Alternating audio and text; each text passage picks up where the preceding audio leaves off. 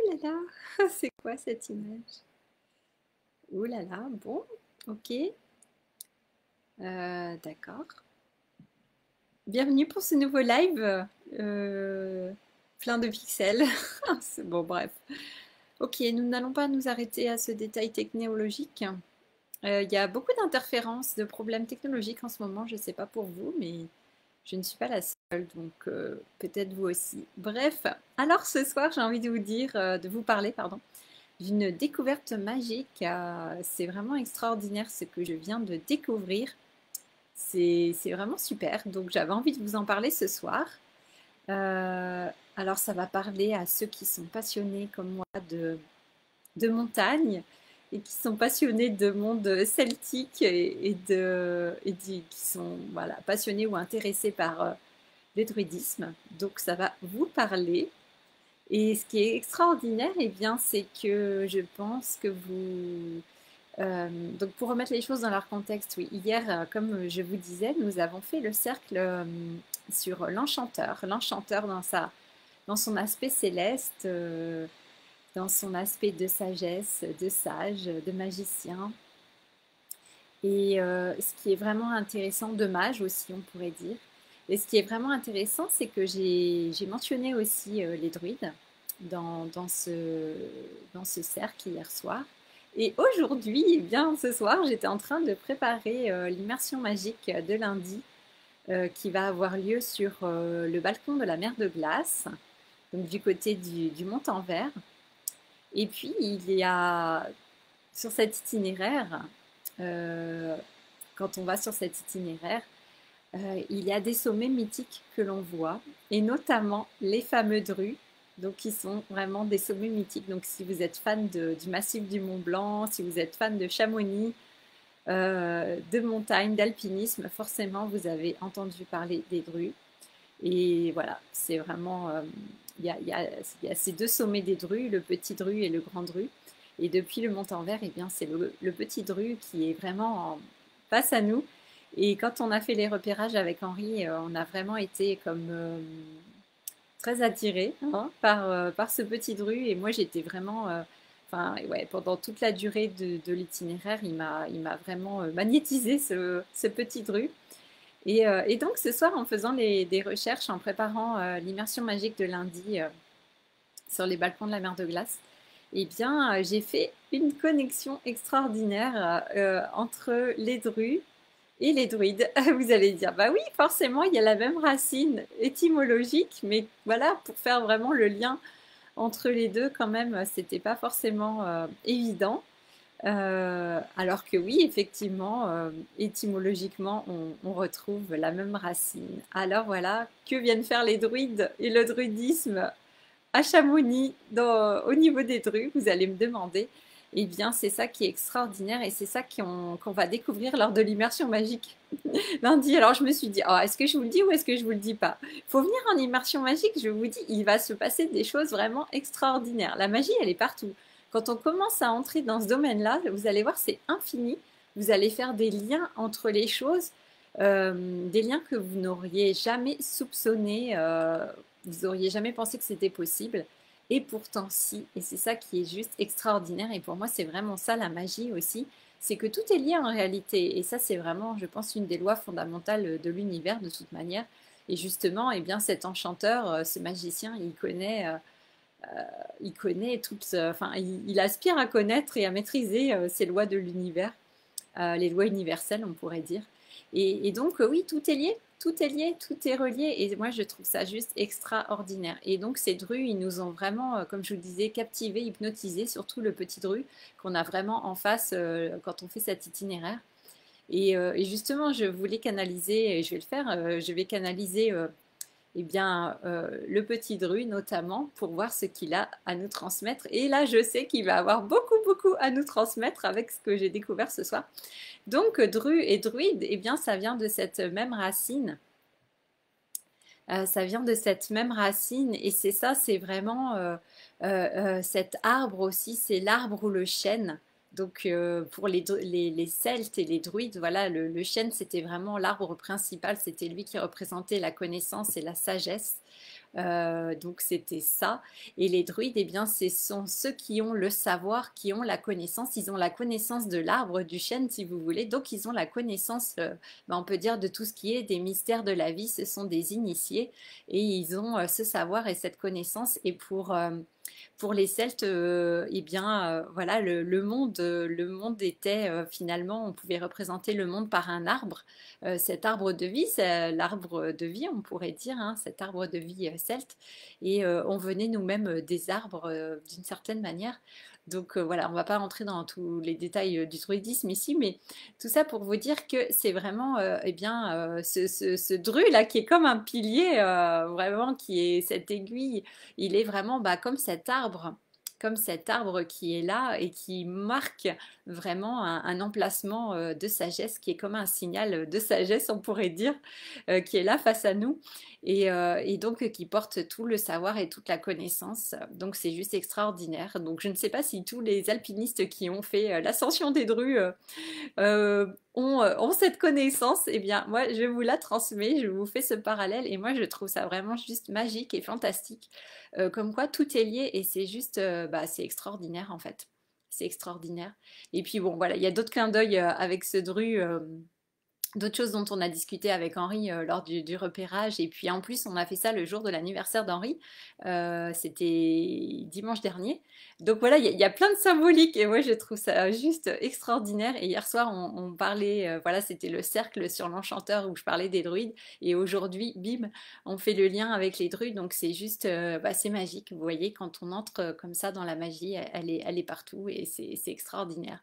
Donc attendez-vous à des immersions magiques, vraiment magiques, et puis au partage de savoir, de connaissances, voilà, qu'on peut dire d'habitude peut-être réservé à des initiés, mais là rassurez-vous, vous n'avez pas besoin de passer 19 années d'études dans un collège druidique. Là, c'est en une journée, vous allez avoir accès à des choses que peut-être effectivement dans le temps, il fallait des années d'études. Et là, intuitivement, vous allez recevoir des choses vraiment extraordinaires. Des savoirs, des connaissances, il va se passer des choses, vous allez expérimenter des choses vraiment magiques. Même moi, voilà, même moi, je n'ai pas idée de à quel point ça peut aller loin et comment ça peut vous toucher. Donc, vous seul le saurez quand vous serez sur place. Donc, je vous invite vraiment ouais, à participer à ces immersions magiques parce que ça va vraiment être extraordinaire. Quand dans les publications, je dis que c'est la montagne comme vous ne l'avez jamais expérimenté, mais c'est vraiment vrai.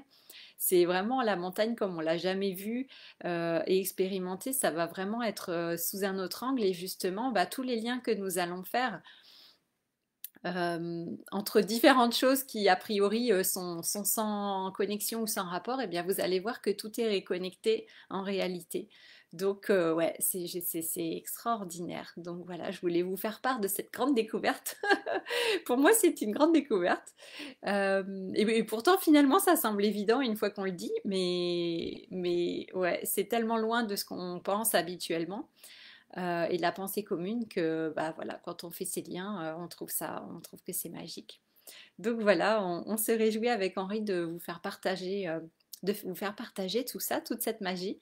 Lors de ces immersions en montagne. Et moi, j'adore parce que voilà, j'adore les mégalithes, les cercles de pierre, les menhirs, les dolmens. Et puis en montagne, effectivement, bon, bah, il y a pas ça, en tout cas dans le massif du Mont Blanc, là, il y a pas de mégalithes comme ça. Mais comme je vous disais, bah oui, les sommets qui sont là, les aiguilles et autres sommets d'autres formes, eh bien, ils servent aussi euh, ils transmettent la connaissance et le savoir, voilà, et ils transmettent ce qu'ils ont à transmettre. Donc, quand on arrive à lire et à entrer en connexion avec eux, avec cette vibration, cette énergie, cette conscience, la conscience de la pierre, si vous voulez, de la roche, eh bien, il va se passer des choses, ça, c'est sûr.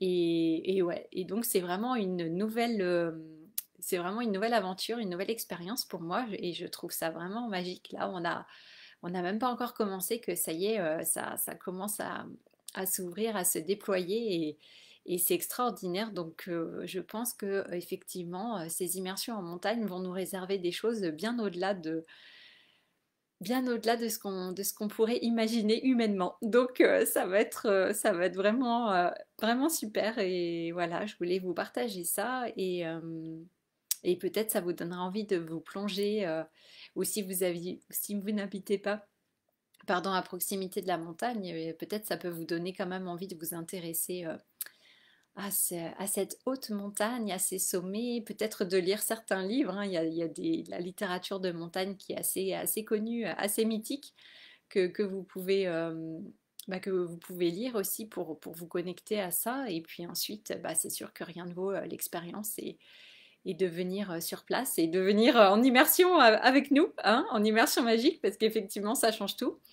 Entre le faire en touriste et le faire en immersion magique, je vous assure que effectivement ça n'a rien à voir.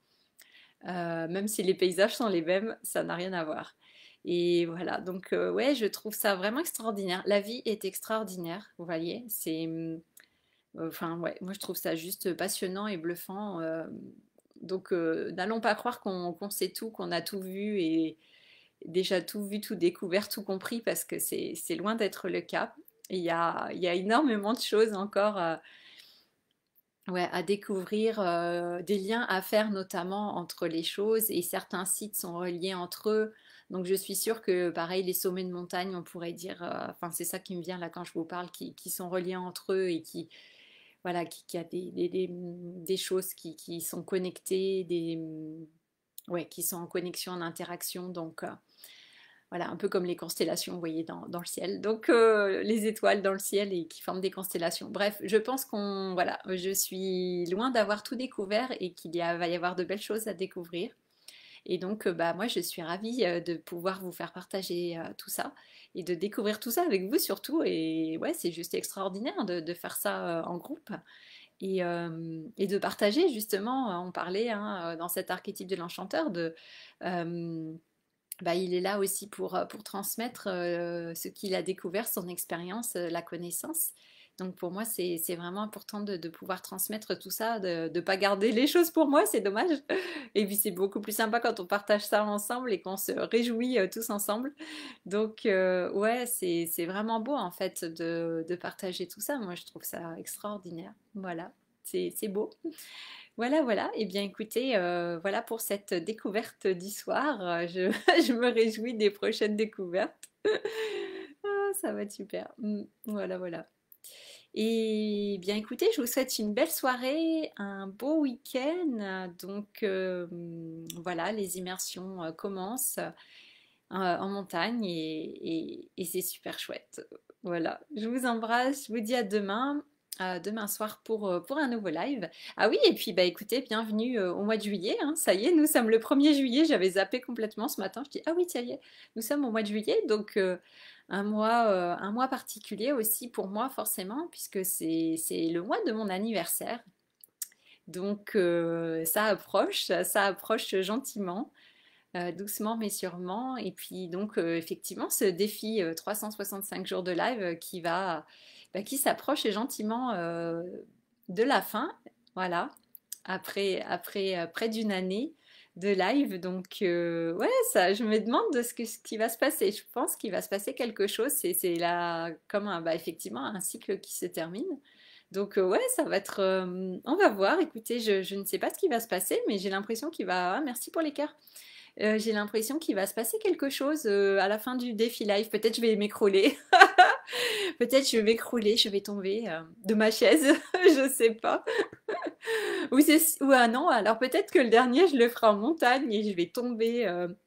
Je ne sais pas, non, faut pas tomber en montagne. Euh, J'irai m'asseoir sur une pierre comme ça, il n'y aura pas de danger. Non, je sais pas, mais j'ai la sensation qu'il va se passer quelque chose. Vous savez, c'est comme je sais pas, on pourrait dire quelqu'un qui accomplit justement un sommet et puis voilà, il y a cette arrivée au sommet, puis cette ascension et ça y est, après on redescend, c'est fait quoi. Ou un marathon, quand on passe la ligne d'arrivée, je sais pas. Ah, coucou Bernie, tu es là. Ah, tu as entendu cette belle histoire sur les Drus? Ça va te donner envie de venir les voir.